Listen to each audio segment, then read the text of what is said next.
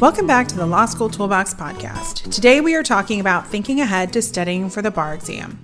Your Law School Toolbox hosts are Alison Monahan and Lee Burgess. That's me. We're here to demystify the law school and early legal career experience so you'll be the best law student and lawyer you can be. We're the co-creators of the Law School Toolbox, the Bar Exam Toolbox, and the career-related website Career Dicta. Alison also runs the Girls Guide to Law School. If you enjoyed the show, please leave a review or rating on your favorite listening app. And if you have any questions, don't hesitate to reach out to us. You can reach us via the contact form on lawschooltoolbox.com, and we'd love to hear from you. And with that, let's get started.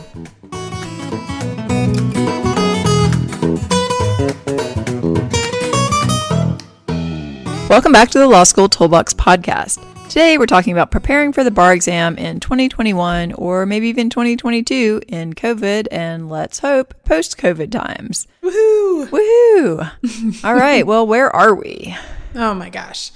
Well, if you're sitting for the bar exam in 2021 or 2022, especially maybe February 2022, your bar will likely still look a little different than the pre-COVID times.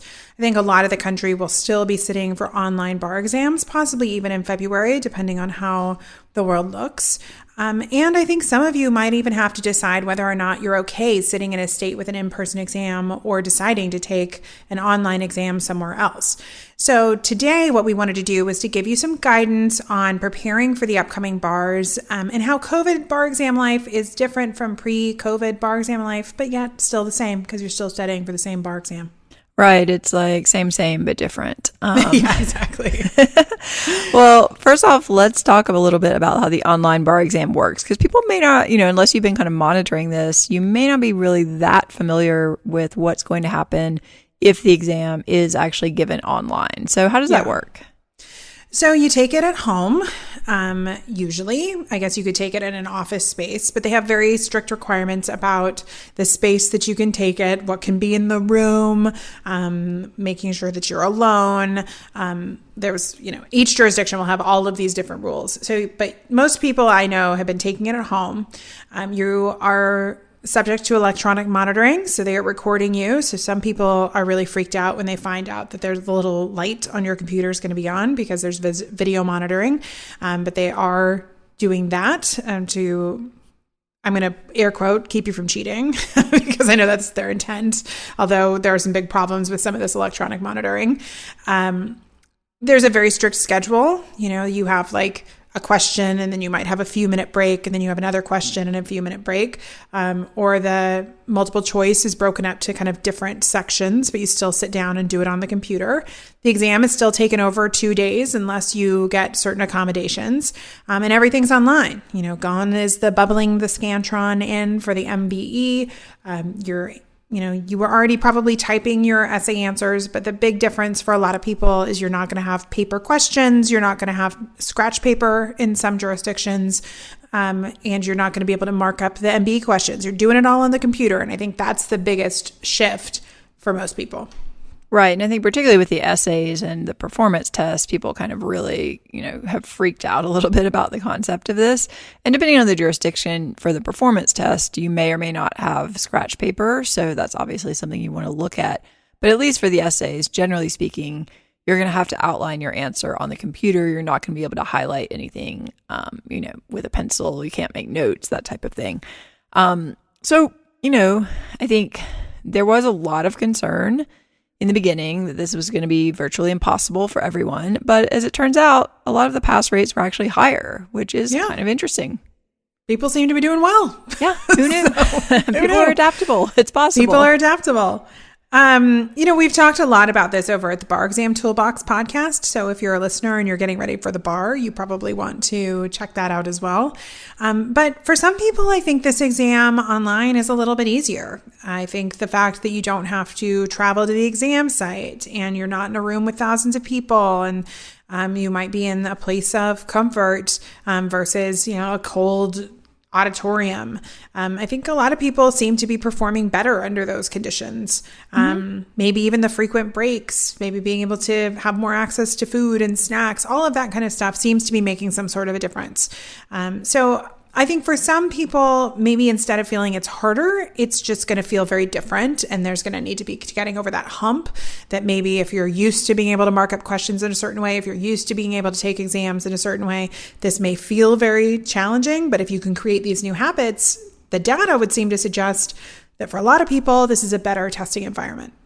I think that's right. I think it's fair to say like there were definitely some issues in specific cases with technology and, face recognition and things like that.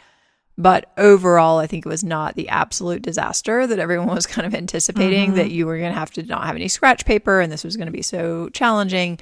I do think the key, though, is you really have got to start practicing in these formats, if that's the format you're going to be taking it in, particularly if during law school, you did say a class on the performance test and you did it a certain way, or you've done similar essays and you were able to do it in a certain way with paper. All of that needs to transition really as soon as possible. And so I think that is just the key takeaway, that you need to be practicing in the format that you're actually going to be tested in absolutely as soon as possible. Yeah. And a lot of us are very married to the way that we have done this sort of stuff. Right. It's not fun. It's not fun. And we have been updating our materials and figuring out how we are going to recommend our students do things differently in this online environment. And it's been a stretch for us, because we are very set in our own ways. And so, it takes time. It's developing new habits. And I think one of the things that everybody really needs to understand is new habits don't come a week before the test.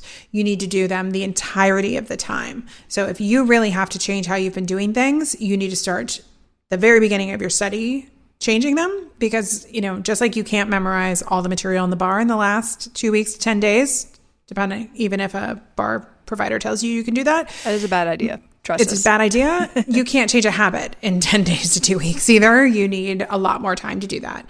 So really thinking about this as I'm going to study for the test as it is given is a big deal. Right. I think that's the key. Like, this is the test you're taking. It doesn't matter if you do an amazing job on an essay that you were able to print out and mark up and highlight and take notes on and have a scratch paper outline that you wrote. That's great. However, that's not the test you're taking. Yeah. And we've struggled with this for years with folks refusing to practice under time conditions. It's pretty much the same thing, just applied to a different element of the test. If you can write a perfect answer in 2.5 hours for an hour question, well, bully for you, but nobody's going to read past an hour. Right. You didn't even start writing at that point. Right. You have nothing. So, that to me, like, that doesn't really add value, because how are you, if you do a question with an extra 10 minutes in the beginning and you're trying to get shorter and shorter, that's like a journey back to being under time conditions. But by doubling your time, or even tripling your time to get what needs to be done, that's not a reflection of the work that you can do under time conditions. So you've got to prepare for the test that you're being given. I think that one of the things that it's going to be interesting for the UBE specifically, as the world starts to open up, and as we're really seeing right now, as we're recording this, different parts of the country again are really approaching where we are in COVID in different ways. I think you're going to have some states doing in person and some states doing online. And I think that, if you are someone who is like, I really will not sit in an in-person exam in the summer of 2021, no matter what, then it's time to start looking right now for your other options and decide if you're going to take it in a different jurisdiction, and what jurisdiction is that going to be, what needs to happen so you can do that. Because I think we're going to kind of have a mixed bag of what's going to happen here, almost like we had a mixed bag in 2020. Right. And I think some people may go the other way. They may say, you know what, I've been fully vaccinated. I feel perfectly fine doing this. Yeah. And I want to sit in person. And I'm willing to go to whatever state to do that. So I think we actually linked at some point to a list of states that will just let you sit and get a score for the UBE without ever actually intending to be licensed there. So, Yeah. I think this is definitely worth looking into, whichever side of that spectrum you might fall into. Mm-hmm.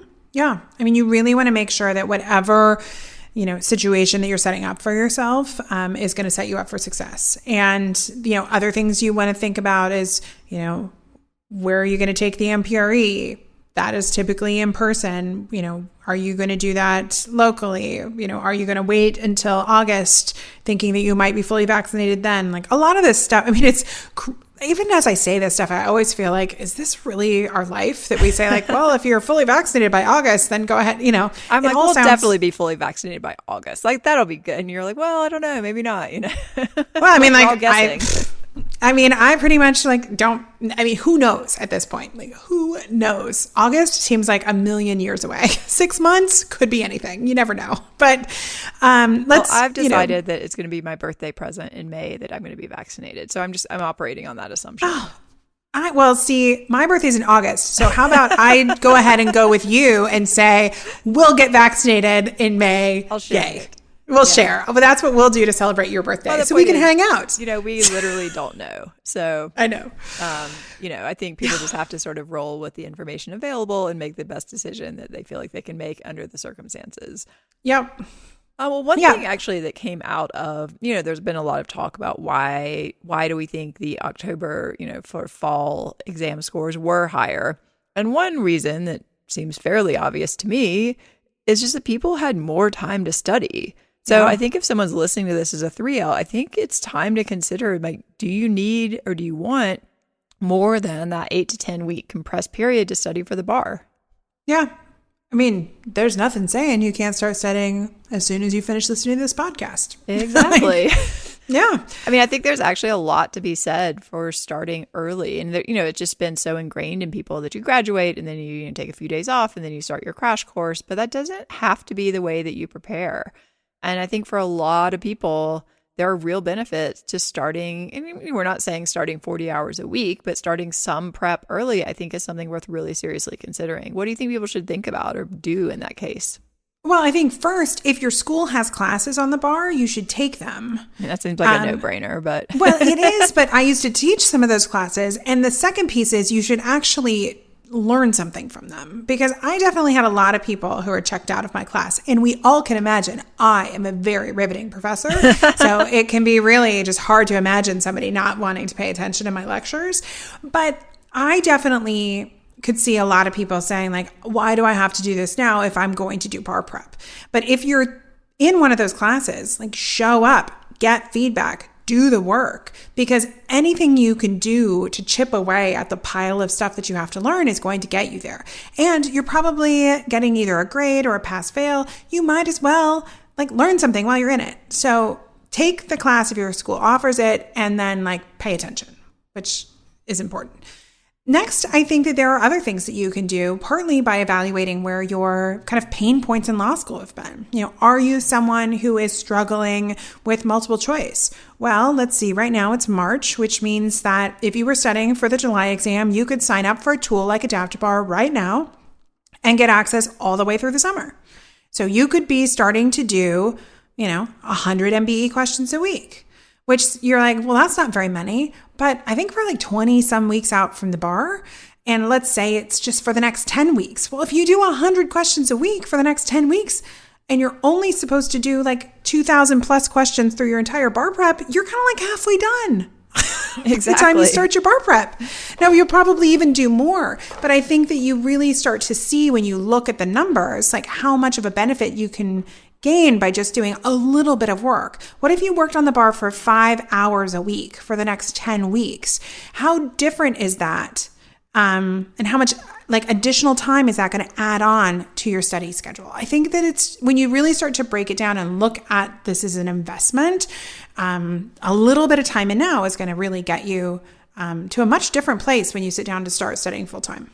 Right, because I think there's something about sitting down to study for that full-time period and looking at things you have just never seen before, that is not a great way to start, so, and this happens actually a lot with people from more prestigious law schools, is there's a ton of stuff you've never seen before because you're not taking classes on a lot of the stuff that's covered on the bar necessarily, because the school doesn't care. They're like, whatever, you don't need, we can learn that later. So you may be looking at multiple subjects you've never seen before. And I think even spending, say, 5 hours on each of those subjects early would make a huge difference, because you would have the basics, you would have gone through it. You would be able to start doing practice problems in those areas. You probably would have had some study aids that you've created. So you're not starting from zero. And I think that's huge. Obviously, the performance test, you can work on that anytime. There's no reason. Don't need to know any law. And the other thing that's great about working on the performance test early is it's just a set amount of time. Sit down and do it. 90 minutes, just do it. Give yourself some feedback, maybe rewrite it. But you're looking at a 2.5, 3 hour max experience. Right? And it's very contained. It's very contained, and you could even do it with a friend. You could swap answers. You could do it with your study group, but there are ways that you can do that may not feel as overwhelming as starting the substantive law, but that's still less work that needs to be done during the preparation period. And that is great. It also will highlight for you if there are some serious writing issues that may need to be dealt with. And if so, then you don't want to wait until the end of your prep to deal with those either. And also timing, if you're consistently not able to finish the performance test when you sit down to do that, we're not saying 5 minutes over. I'm saying if you have a 90-minute performance test, if you're more than 20 minutes, say over in the beginning, 30 minutes, I think that's a red flag that you're going to need help with this. Yeah. Also, if you're someone who gets accommodations, time and a half, or even double time, possibly for learning differences or whatever it might be, that should also signal to you that you're going to need more time to study than the typical person. Also, just practically speaking, you don't do a practice performance test in 90 minutes. You do an extra 45 minutes on top of that, just to get the practice question done. So it is really important to start early because you just need more time to level that playing field. And that doesn't say that you cannot be successful. That is just being practical about how to approach this. Right. I mean, if it takes you longer to do things, you're going to need more time to study. I think that should go without saying. Yeah. And that's okay. But you need to plan for it. So there's so much of this stuff that you can do and that it's not horribly painful to do. But investing, early is just going to really pay off in the end. And I think you're right. I think that's one of the reasons we saw better scores. I think that, in October. I think that was because people got this quote unquote bonus time. A lot of people who are working and studying who typically don't have enough time to study all of a sudden got an extra couple months to study. That's some bonus time. So I think that helps. If you think you are going to be working over the summer or getting married or taking a vacation or the multitude of other things that happen over summers that prevent people from studying, then just invest in the time early. It's like a bank. You're making deposits of time. And so you want to just continually put in the time to get you closer to this goal.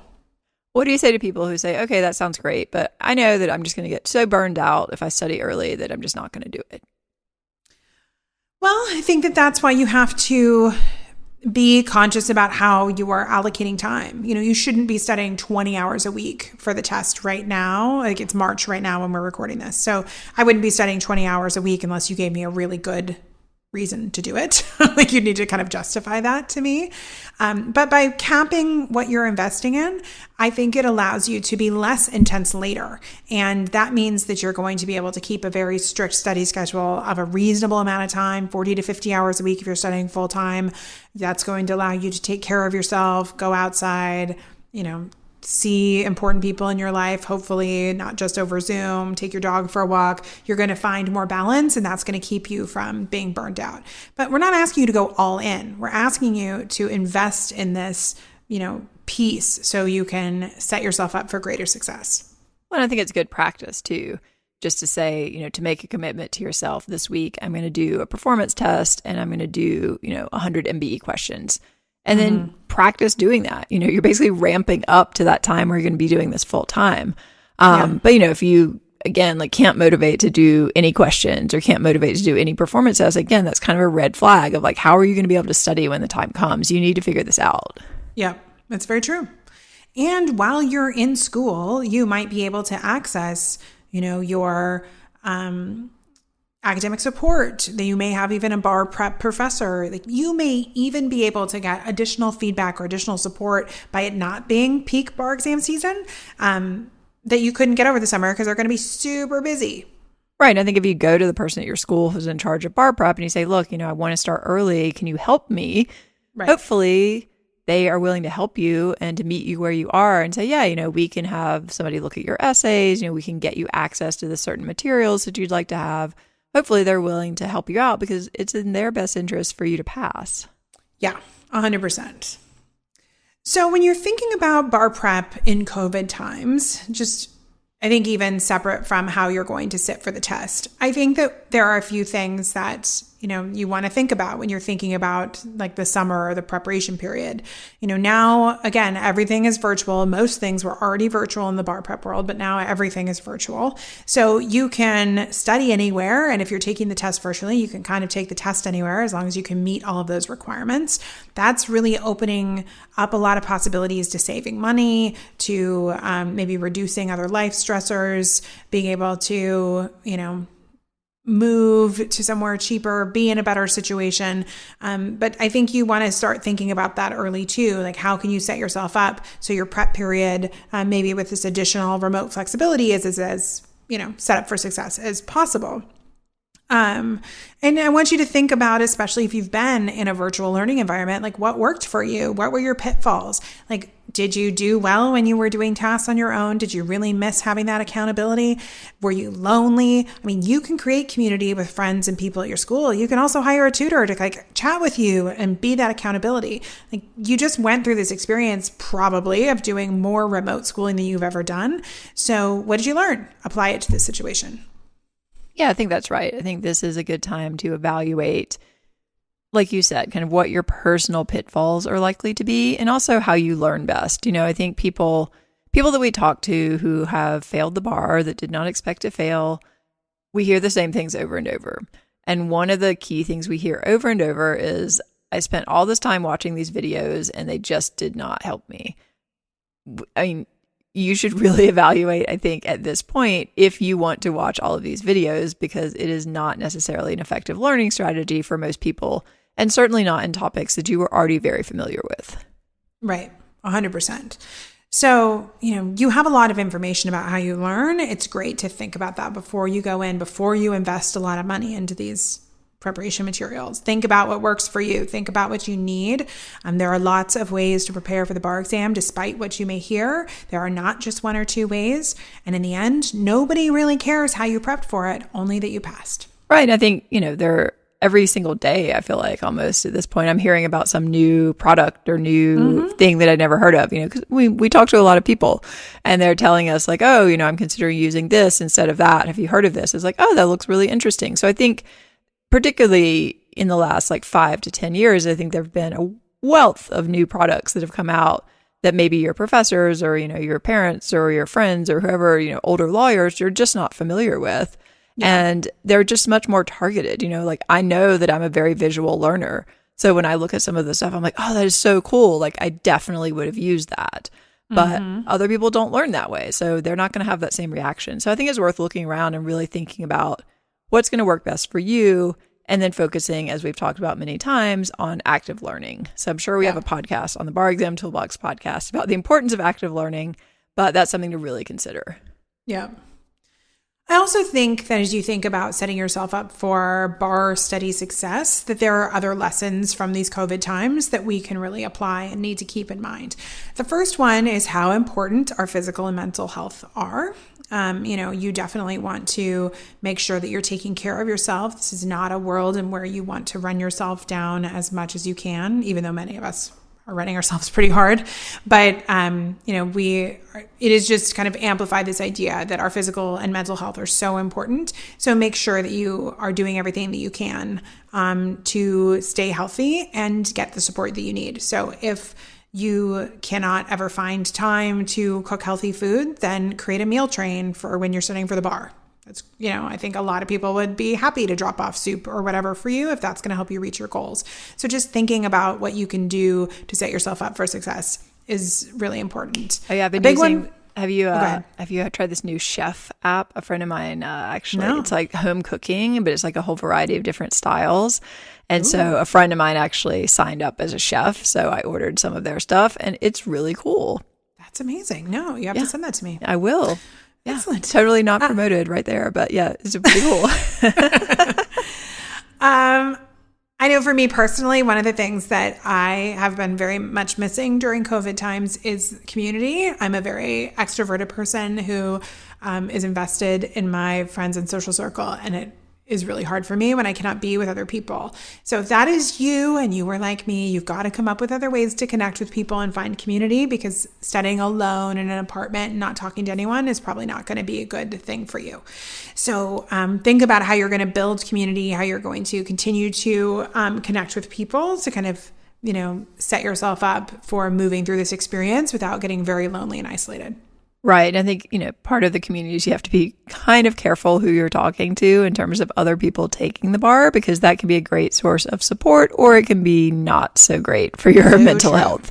So just be cognizant of that. If you do find it helpful to have other people that you're talking to who are studying, but maybe it's starting to take a really negative turn, I think just be aware of what is working for you and not working for you in terms of who you're talking to. Yeah. I also think we've learned that life is uncertain and bad things happen. And I think you want to, set yourself up. So let's say, not even that you get COVID, but you just get sick. And you're going to miss a few days of study because you're sick. Is your schedule so tight that you cannot accommodate for that? That's probably a bad thing. So that's another reason why starting early is great, because you're kind of like building up this bank account. So if something happens and you need to step away for a few days, that you're okay, and that you're not then kind of racing to catch up. Right. It's like in a little insurance policy. And one of the things that we always build into our student schedules that I think is really important is we build in study time that is not allocated, because that is the time where you're going to catch up on the things that inevitably you were not able to do.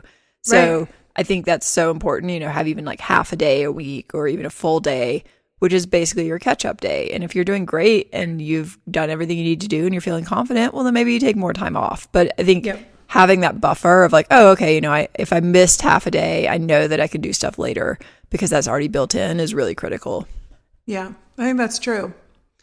I also think another thing that we've learned in COVID is trying to keep things in perspective, look at what our priorities are. I wonder if that played in at all to the October exam, that people were really stressed about other things and not just the test. Yeah, they're like, whatever, it's just an exam. I know. I don't know. It's possible. I don't know if we'll ever get It's a great point, actually. It's a really good point. I think that I remember studying for the bar and feeling like it was the hardest thing, the super intense emotional thing that I had done. And it was at the moment. I have now done harder things than that. And now I look back and say like, wow, I thought that was so hard. And it was, but maybe I could have had an ounce bit more perspective than I did at the moment. And so, keeping perspective, whether that be through, seeing friends and loved ones that are not taking the bar exam, talking to them, making sure that you kind of are grateful for what you have in your life other than studying for the test, finding small joys, whatever it might be. But I think trying to do whatever you can to keep perspective is important. Right. I think part of the perspective on the study period is the perspective that you are putting in the time and effort, and that is what is going to get you to passing versus this absolute obsession on what if I don't pass? What if I don't pass? What if I don't pass? Well, if you don't pass, you'll probably take it again. And then eventually you'll probably pass. I mean, that sounds a little trite, but that's really actually what will happen. Nothing else will really happen. It's so true. And the other thing that I think isn't critical is this idea that one tiny decision or one bad day or one thing is not going to be the reason why you fail. Oh, right. I love that. Like when people get so obsessed with like, well, this one outline has like a different way of stating the elements than this other outline. It's like, they're both fine. Right. That's not the reason why you fail. No. Or like because you had a sinus headache one morning and so you didn't study. That's not the reason that you're going to fail. It's this cumulative experience of all these tiny decisions that really lead to set you up for success. But one tiny thing isn't going to alter and like say, well, because I didn't do this one thing or because I got sick or because I had to go take care of XYZ, that's it. It's over. It's not. That's not why you fail.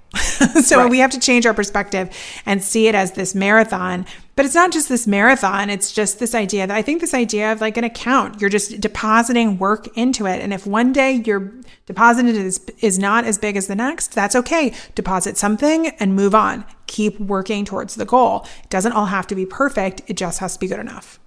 Right. But I think you also have to be realistic about if your bank balance is dipping negative and you're not filling it back up, that's a problem.